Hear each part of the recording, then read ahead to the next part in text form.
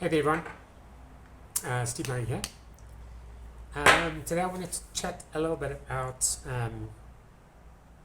organophosphates, pesticides, and as I said in our recent blog post, I would share a couple of home hacks that we have discovered in our own home,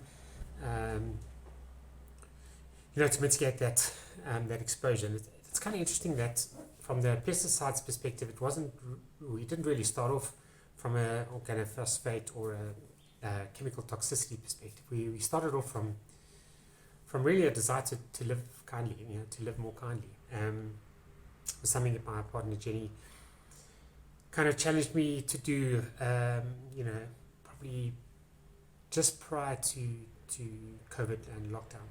And when you start, comparing your actions and what you do against that filter, then you start to use things differently. So we've actually not used chemicals in our home, toxic or pesticides of any kind, insecticides, now for coming up on 3 years. So if there's a combination, obviously today the context is chemical toxicity, but not using pesticides in your home has a knock-on effect in lots of areas.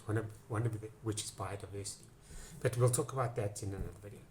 So today I want to just share a couple of things that we do. One in particular today, and that's as much as I'm trying to live kindly, there's an insect I really don't like, and that's mosquitoes. I'm not a fan. I had a run with them when I was a bit younger, and I came second, and so I'm not a massive fan. So what we discovered was that the answer actually lies, in our past a little bit, and maybe we need to consider that we're not the only or the first human generation to experience insects or pests in our home. So, and I'm sure everybody's heard, because I was the person. I've tried everything from citronella and lemongrass candles and so on and so forth, natural sprays with lemongrass in them, and what we discovered though was that a vast majority of the organic or commercially available sort of insect repellents, even if they say they're natural and they have lemongrass in them, for example, are not really lemongrass. They're just lemongrass scented.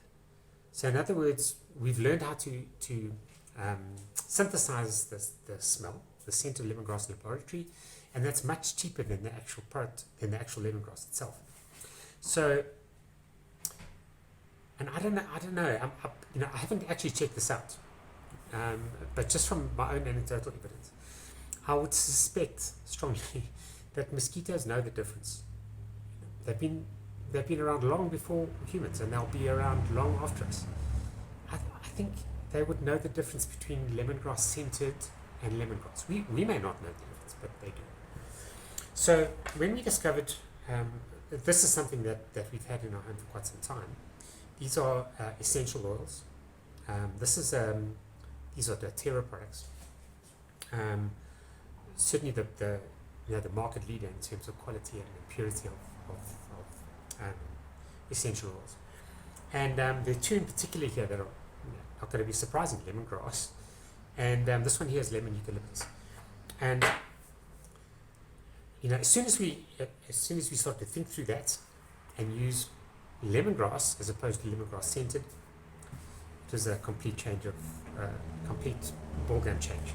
So in here is my mosquito repellent. It's really, I'm going to put the recipe below in the it'll be with this video. We discovered this and have been using it for a while, and it's absolutely amazing. I can assure you I've not been bothered by a mosquito, bitten by a mosquito, or when you just can't sleep, they're buzzing around for more than 3 years now. So you hear them, they're around, but they come near you and they're out of there. Because it's real lemongrass, and they really don't like lemongrass. So I use this. It's a fine mist spray. I just spray it onto myself before I get into bed. I spray it onto pillows, and I also spray it onto the dogs' beds because they sleep in our room and they've got their own beds. But they also get bothered by mosquitoes. And this has completely changed my world. I don't sleep particularly well, so lots of things will wake me up. Mosquitoes being one. So this has been a lifesaver. It really has been a game changer for me, and it's super simple. Stick with real products, real ingredients. You've got to be super careful when reading labels. So have a look at the recipe we shared that uses these doTERRA essential oils. And the funny thing is, this is a 750 ml bottle. I don't see if you can see where the liquid is. It's probably 3/4 done. This has been 6 months at least that I've had this. So it lasts a long time if you use quality products, and mosquitoes are no longer an issue. So hope that helps. That's the home hack around insecticides. I'm going to share some more around some other common sort of critters that we get bothered by. Ants is one in particular that I'm going to do a video on. We found an amazing solution for ants in your home, so watch out for that. But hope this helps. We don't have to go and buy chemical and biological warfare agents, which are really what commercial insecticides are. They're not only destructive to the entire ecosystem in your environment, because they kill the predators that typically would prey on mosquitoes, and they just keep poisoning up the chain. So it's destructive in lots of ways. It's bad for our health, and it's shocking for the biodiversity in our home. So we just don't, there's no need to do that when you can find really simple natural ways that have been around for thousands of years. But being typically arrogant humans, we don't learn, we don't listen to our old people, we no longer have all that knowledge that has been lost, because our society, certainly where we come from, in an Anglo-Saxon kind of space, old people we don't listen to, and then that's where the knowledge lives. Hopefully that helps to really drop the insecticide level in your home.